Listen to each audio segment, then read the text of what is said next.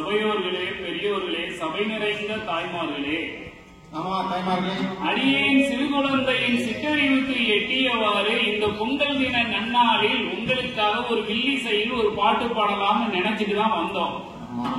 ஆமா, இந்த நாடும் ஊரும் போற போக்கெல்லாம் பார்த்து பாட்டை மாத்தி இன்றைய தலைமுறையில் இந்த நாடு எப்படி போய்கொண்டிருக்கிறது என்பதை பற்றி பாட போகிறோம்.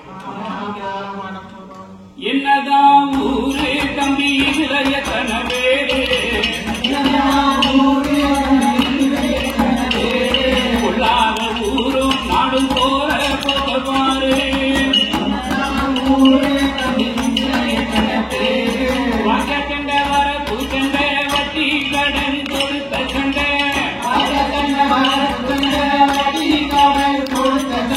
பாவக்கண்ட பழிப்பு கண்ட பங்காளிக சொத்து கண்ட.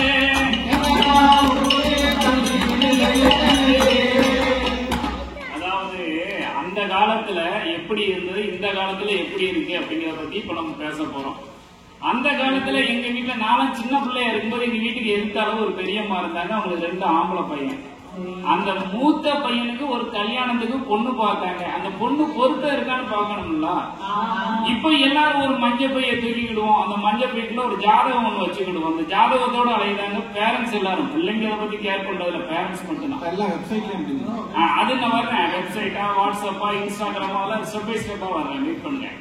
ஆனா இந்த பெரியம்மா என்ன பண்ணா தெரியுமா, ஒரு பித்தளை படின்னு சொல்லுவாங்க. இந்த உலக்கு 1 படி 2 படின்னு அளப்பாங்க, அரிசி எல்லாம் எடுப்பாங்க. அந்த பித்தளை படி அது நிறைய நெல் அள்ளி உள்ள போட்டுட்டு தலையில இருந்து ஒரு பேனை பிடிச்சி உள்ள போட்டான். இந்த பகவான் சிவபெருமான் நம்மளை படைக்கும் போது பேனை ஏன் படைச்சா, அந்த மாதிரி பெரியம்மாளுக்காக தான் படைச்சான். இந்த பேனை உள்ளதுக்கு போட்டுட்டு அந்த ஒரு படி நிறைய நெல்லை போட்டு நெல்லுக்கு மேல ஒரு மஞ்சள் துண்டையும் ஒரு கறி துண்டையும் போட்டா. இப்ப நம்ம இலங்கை தமிழர்களுக்கு கறி துண்டுனா மரக்கறி கிடையாது. என் ஃப்ரெண்டு ஒரு நாள் கேட்டான், இலங்கையில இருந்து மதுரைக்கு வந்தா மரக்கறி வாங்க போனோம்னா நான் அந்த அயன் பண்ணத ஒரு கறி வச்சிருப்பாரு, அங்க கூட்டிட்டு போனேன். எனக்கு மரக்கறின்னா என்னன்னு தெரியாதுல்ல. இலங்கை தமிழ்ல மரக்கறி, தமிழ்நாட்டுல மரக்கறின்னா காய்கறின்னு அர்த்தம். காய்கறிங்கிறது எனக்கு தெரியாது. மரக்கறின்னா நான் அயன் பண்ற கறின்னு நினைச்சிட்டு இருக்கேன். இதோட ஒரு காமெடி இருந்தது. அவன் கடையில இன்னொரு ஃப்ரெண்டு தாமஸ் ஒரு பையன் அப்பா வெஜிடபிள் கடை வச்சிருந்தாரு. அவர்கிட்ட போய் கேட்டுதான் தேசிய காய் கொடுங்கன்னு இருக்கான். அவர் உடனே எனக்கு போன் அடிச்சாரு, தேசிய கொடி கேட்க அந்த பையன் அப்படின்னு. எங்களுக்கு தெரியாதுல்ல, அவங்க மொழி தெரியாது. இப்பதானே பழகிட்டு வரோம். இப்ப கோயிலுக்கு போனவங்க கூட பழகணும். இப்ப டிசிஎஸ் பேசிட்டு பழகுவோம். இப்ப சின்ன விஷயம் கறியில கறி கானா டீனாவா இதெல்லாம் எங்க அக்கா நல்லா சொல்லும். பில்லு போட்டு பிராக்டிஸ்க்கு வாங்கன்னு வைங்களா. அவ கடையில எந்த கடையில சுடிதார் எடுக்கலாம் ஆண்டவனுக்கே தெரியாது. அழுக்கு போட்டா தெரியக்கூடாது, அப்படி ஒரு சுடிதாரோட இருக்கும். இந்த வில்லுப்பாட்டு பங்கனுக்கு வந்திருக்கா பாருங்க, தலைமுடி காரு கரண்ட காலம் தொடுது. மதுரைக்காரன் மதுரை மல்லிகைப்பூ எங்க விக்கின்னு எனக்கு தெரியாது. அவளுக்கு மல்லிகைப்பூ கிடைச்சிருக்கேன் இவ்வளவு கேட்டதுக்கு. இப்ப ஒரு 10 பேர் நின்று பாடுனாங்களா, எந்த பொம்பளையாரும் முடிய முன்னாடி போடல, இவன் மட்டும் போட்டுக்கல. இவ்வளவு பெரிய நான் என்ன பண்ணேன், ஒரு போட்டோ எடுத்து எங்க கூட கொடாடிக்கிறது ஜே தோசைக்காரர். அவளுக்கு இந்த அக்காவை மார்க் பண்ணி அனுப்பிவிட்டா முடிய போறது அக்காளுக்கு. ஆமா, இப்ப அந்த பெரியம்மா மஞ்சள் துண்டையும் கறி துண்டையும் வச்சால. அப்ப நான் கேட்டேன், பெரியம்மா இது எதுக்கு அப்படின்னு. உனக்கு விவரம் தெரியாது, அமைதியா உட்காருன்ட்டான். அவ அந்த காலத்துல சொன்னா, இப்ப நம்ம வீட்டுல சொல்லுவாங்க, அது ஒரு பக்கம் இருக்கட்டும்.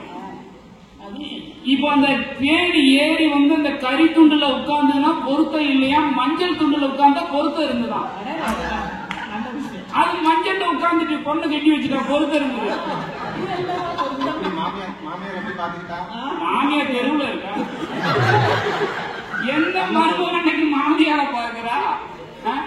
இப்ப அது ஒரு காலம், அது ஒரு காலம். இப்ப முதல்ல என்ன பண்ணுவான், இவன் பொண்ணை பாத்துருவான். இவன் இன்ஸ்டாகிராம் வாட்ஸ்அப் ஒரு 6-7 வருஷம் சுத்துவாங்க. ஆமா, இவங்க குழந்தையெல்லாம் பெற்று நம்ம கிட்ட வருவாங்க. I was planning little bit late but it's okay dad. என்னடா அப்படின்னு கேட்டா, ஆமா என்னடா வயசு 45 வயசா கல்யாணம் முடிக்கலான்னு கேட்டா, wait dad, I want to wait for another couple more years. இப்போ அந்த 47 வயசுல சொல்லுவான், நான் இப்ப கல்யாணம் முடிக்கலாம்னு நினைக்காம அதுக்குள்ள எனக்கு பேரம் பேத்துல 7-8 வயசாயிடும். இப்ப பிள்ளைங்க பெற்றுட்டாங்க கல்யாணம் முடிக்க நம்மகிட்ட கேட்க வர்றாங்க. அதுதான் இந்த நாடு போற போக்கு. நல்ல விஷயம். பொண்ணு என்கிட்ட கேட்டான், என்னப்பா இந்த கல்யாண போட்டோல என்ன காணுமே அப்படின்னு. அருமையான பசங்களோட போட்டோ எடுத்துட்டாங்க. போட்டோ எடுக்கலாம். நீ என் வீட்டு பக்கம் வராதுங்க. என் குடும்பம் நல்லா என் மனைவி பிள்ளைங்க எல்லாம் அந்த சோஃபா விட்டு இறங்க விட மாட்டான். ரைட் சைடு என் பையன், லெப்ட் சைடு என் பொண்ணு. 4 மணில இருந்து 8 மணி வரை படிப்பு. இவரை மாதிரி யாரும் வீட்டுக்கு வந்து அவன் அவ்வளவு படிக்கவே மாட்டான். ஒரு வீட்டுக்குள்ள நாய் கூட்டம், வெளியில நரி கூட்டம், ஒண்ணுக்குள்ள முள்ளு கட்டி உடையுதடா குழம்பு சட்டி,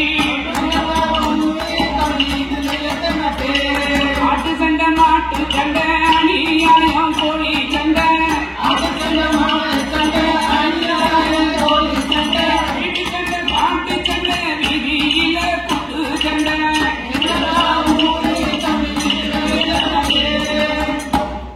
அந்த காலத்துல எங்க அண்ணா வந்து இந்த பிளட் டொனேஷன் கேம்ப் எல்லாம் இப்பெல்லாம் நமக்கு எங்க நாளும் ஒரு கார்டு கொடுத்துருக்காங்க. ஏடிஎம் கார்டை விட பார்க்கறதுக்கு ரொம்ப பியூட்டிஃபுல்லா இருக்கும் அந்த கார்டு. அந்த பிளட் டொனேஷன் கொடுக்க போனீங்கன்னா உங்களுக்கு மெம்பர்ஷிப் ஆக்கி விட்டுருவாங்க. எதுக்கு? நம்ம பிளட்டை உரியறதுக்கு நமக்கு மெம்பர்ஷிப். நீங்க கிரெடிட் கார்டை வாங்க போனீங்கன்னா உங்களுக்கு 1 லட்சம் டாக்குமெண்ட் கேட்பான். அந்த பிளட் டொனேஷன் படி எந்த டாக்குமெண்ட் கிடையாது, அவனே செக் பண்ணிடுவாங்க பிளட்டை. அந்த காலத்துல எங்க அண்ணன் பிளட் டொனேஷன் கொடுத்துட்டு வந்தாரு. வரும்போது ஒரு கையில ஆப்பிள், இன்னொரு கையில டென்னிஸ் பால். ஏன்னா அந்த பிளட் ஊறணுமா, அமுக்கிட்டே வருவாரு. இந்த நாரதரை பிடிச்சி அமுக்கிட்டே அந்த மாதிரி வரும். இப்ப இவன் வீட்டுக்குள்ள வரும்போது எனக்கு என்னன்னா, எனக்கு இந்த டென்னிஸ் பாலும் வேணும், இந்த ஆப்பிளும் வேணும். இவர் வீட்டுக்குள்ள வந்தோடனே எங்க அம்மா குய்யோ முயன்னு ராமான்னு அழுவா. ஏன்னா ரத்தத்தை கொடுத்துட்டானே, நான் எப்படி வளர்த்தேன், ரத்தத்தை கொடுத்துட்டானே, ஐயா நீ உட்காருப்பா, பெட்ஷீட்டை போடு, அவனை உட்கார வைப்பா. இப்ப என்னன்னா ஆட்டுக்கறி கோழிக்கறி 8 நாளைக்கு அவனுக்கு மட்டும்தான், எனக்கு ரசம் சாம்பார் புளிக்குழம்பு.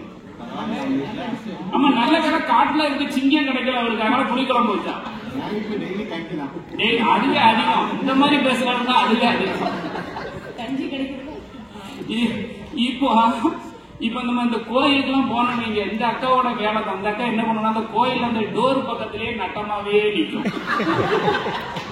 இந்த கோயிலுக்கு வந்து எல்லாருக்குமே தெரிஞ்சிருக்கும். அங்க செக்யூரிட்டிக்கு வேலை கிடையாது, செக்யூரிட்டி தேவையில்லை, அக்கா தானே. இவன் என்ன பண்ணுவான, இவரோட வேலை இன்னைக்கு உங்களை வச்சுதானே ஃபுல்லா.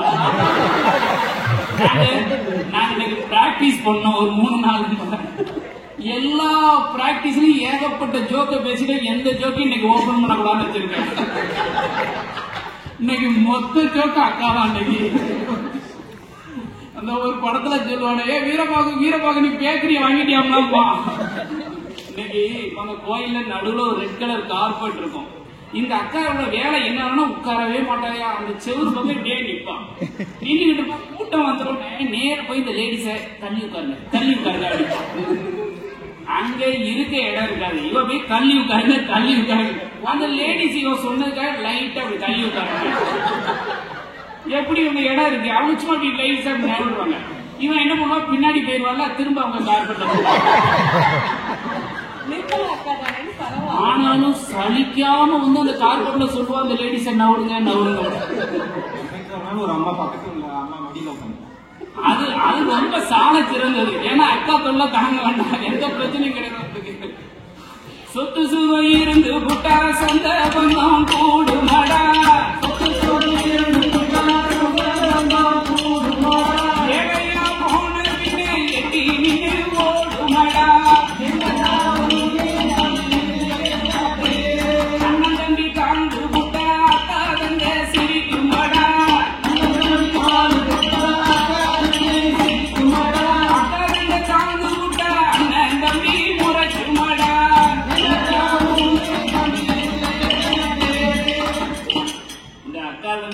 ஒரு விஷயம் ஞாபகம் வந்துடும். இப்ப என்னன்னா, நம்ம அக்கா தங்கச்சி எல்லாம் கஷ்டப்படுதுன்னு வச்சுக்கோங்க, நம்ம மனசு கேட்காதுல்ல.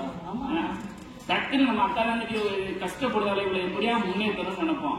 ஆனா நம்ம வீட்டுல ஒரு கஷ்டம்னா நம்ம அக்கா சொல்லுவா, இவனையும் பொண்டாட்டி ஆடின ஆட்டத்துக்கு இவனுக்கு தேவை. உண்மைதானே? இப்ப நிர்வாகமே நம்மகிட்ட சொல்லுங்களா, இன்னைக்கு மொத்தம் நீங்க தான் இன்னைக்கு காலத்துல முடிவு பண்ணிதான் இறங்கி இருக்கு. நிர்மலா பிரதர் உங்களுக்கு ஒண்ணு தெரியுமா அப்படிங்க, அப்பவே நம்ம புரிஞ்சுக்கிட்டு அங்க ஏதோ நடந்திருக்கு அப்படின்னு. கோவிலுக்கு போனமான கூட்டமான ரசிகர், முத்து விளக்க தேய்க்கணும்னா குதித்து ஓடும் அரசியல், சாமி பார்க்க போனோம்னா சண்டை போடும் நெரிசல் கூட்டம், சாமியை தூக்கணும்னா சத்தமில்லா மக்கள் கூட்டம்.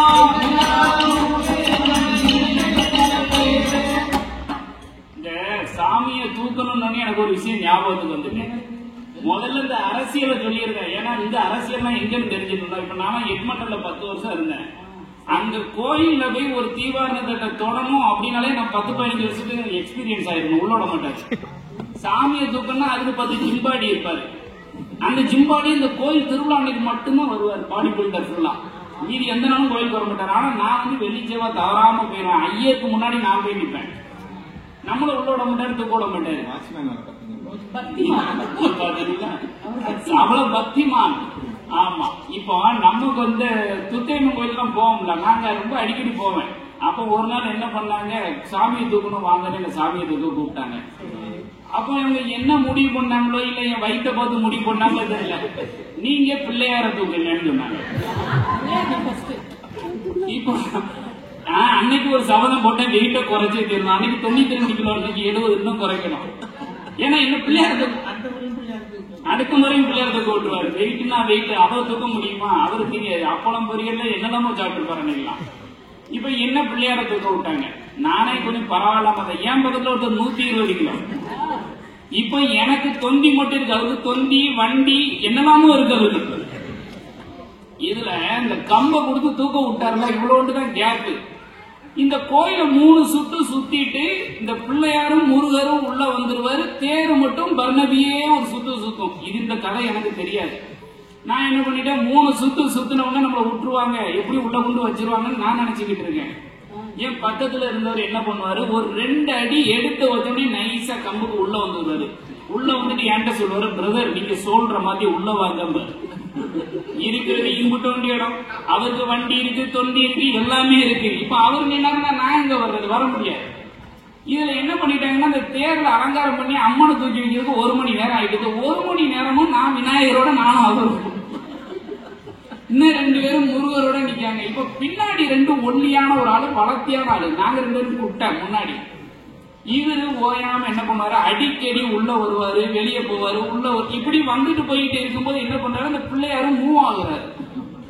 இப்ப பின்னாடி இருக்கிறவர் கேட்கிறாரு, என்ன பிள்ளையாரும் முன்னாடி போறாரு அப்படின்னு. இப்ப நான் என்ன சொல்றது, உடனே அவர் சொல்றாரு, நமக்கு பெயின் அவருக்கு புரியல அப்படிங்கிறாரு. உடனே நான் சொன்னேன், அவர் ரொம்ப மோதகத்தை அதிகமா சாப்பிட்டுட்டாரு அப்படின்னு. உடனே பின்னாடி இருக்கிற சும்மா இருக்கணுமா இல்லையா, அவரு சொல்றாரு, பிள்ளையாரு மட்டுமா இல்ல நீங்களுமா? நல்ல கேள்விதான். நீங்க இங்கே உட்காந்துருக்கீங்க, அன்னைக்கு 1 மணி நேரம் என்னம்ல. தமிழனோட மரபு பொங்கல் தாய் வீட்டு சீதடமோ, உடன் பிறந்த தங்கைக்கு தான் சீர் கொடுக்கும் மக்கள் கூட்டம். மாடு குடிக்க வாருங்கோன்னு மக்களை தாளை தோமனால், பொங்கலையும் தின்னு விட்டு புரட்ட போடும் நம்ம கூட்டம்.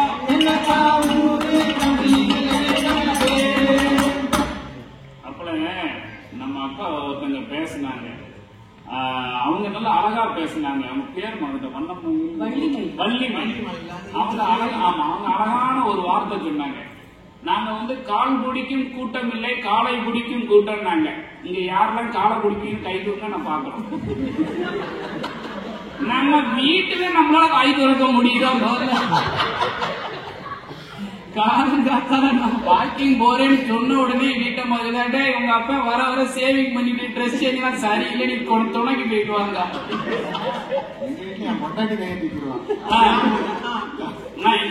இதுல நம்ம காலை வேற பிடிக்கணுமா? அதெல்லாம் முடியாது, வீட்லயே அடக்க முடியல, அதை வேற அடக்கணுமா? நமக்கு எதுக்கு அவ்வளவு பெரிய டஃப்பான ஜாப்? நான் அக்க பேசுச்சு, அழகா பேசினாப்ல. அந்த மார்கழி மாசி எல்லாம் அக்கா தங்க எல்லாமே சொன்னா நல்லா இருந்து, கேட்க நல்லா இருந்து. களத்துல இருக்க முடியாது. நாங்க லாஸ்ட் ரோல உட்காந்துருக்கோம். மண்டே அன்னைக்கு போறோம், நம்ம வெள்ளக்கார பாஸ்க காலில் விட முடியாது, இன்னைக்கு காலை அடக்குறோம்னு நினைக்கிறேன். அதுக்கப்புறம் அந்த லட்டு அந்த வடை பொங்கல்லாம் சாப்பிட்டேன். எதுக்கு தேவையில்ல, இது நல்லா இருக்கு. அவன் பத்தி விட்டான இந்த 15 அவர் யாரு கேட்டு ராவணா கேட்கணும். ஆமா, அந்த காலத்துல எங்க அம்மாவுக்கு வயசு 76 வயசு. எங்க அம்மாவுக்கு 2 தம்பி ஒரு அண்ணன். 3 பேரும் தவறாம இன்னைய வரைக்கும் பொங்கல் சீரு 1000 ரூபாய் பொங்கலுக்கு கொடுத்துருவாங்க. எப்படி 1000 ரூபாய், இந்தியா ரூபாய்க்கு 1000 ரூபாய் போதும், அது போதும். ஆனா எங்க அம்மா தவறாம சொல்லிக்கிட்டு இருக்காங்களா, உங்க அப்பா இல்லாட்டி என் தம்பி மாதிரி எனக்கு தவறாம 1000 ரூபாய் கொடுத்தாங்க அப்படின்னு பெருமையா பேசினான். ஒரு நாள் இப்படி பேசிக்கிட்டு என்ன ஆயிட்டுன்னா, கொரியர் அனுப்பிட்டாரு ஒரு மாமா. அவர் என்ன பண்ணாரு, ஏக்கா என்னால அவ்வளவு தூரம் வர முடியாது மதுரைக்கு, நான் உங்க பணத்தை உனக்கு கொரியர்ல அனுப்பிடுவேன், 1000 ரூபாய் ஒரு 10 பேப்பர், இந்த மாதிரி பேப்பருக்குள்ள 1000 ரூபாய் ஸ்டேப்லர் போட்டு அனுப்பி விட்டாரு. இந்த கொரியர்காரன் 1000 ரூபாய் எடுத்துட்டு பேப்பரை மட்டும் அழகா வச்சு பேக் பண்ணி அம்மாட்ட எங்கிட்ட போன்ல சொல்லுதா கனடா, ஏன்னா பொங்கல் வந்துட்டு பொங்கக்குடி வந்துட்டு பொங்கல் சீர் வந்துட்டு, நான் பேப்பரை ஓபன் பண்ணி பார்த்துடுவேன். இந்த பேஜ்ல போவான் 1000 ரூபாய் எடுத்துட்டான். அவன் தான் தெளிவா போட்டிருக்கான், பணமோ நகையோ இந்த கொரியரில் அனுப்பாதீங்கன்னு போட்டிருக்கான். இப்ப அவன்கிட்ட போய் கேட்க முடியுமா? கேட்க முடியாது இல்லையா? ஆமா. அப்பேற்பட்ட இந்த பொங்கல் திறம் கொண்டாடக்கூடிய இந்த நன்னாளில் நீங்களும் உடன் பிறந்த அக்கா தங்கை மாதிரி இருந்தாருன்னா, அன்னைக்கு ஒரு 50 ரூபாய் திட்டம் இன்னைக்கு கையில கொடுத்து அவளுக்கு ஒரு திருநீரை பூசி அன்னைக்கு சந்தோஷமா மகிழ்ச்சியோட இருந்தீங்க. நீங்க வச்சிருக்க தலைமுடியும் நீங்க போட்டுக்க மேக்கப்புக்கு நீங்க தான் எனக்கு இப்ப கொடுக்கணும் போல தெரியுது. நீங்க எல்லோரும் எப்படி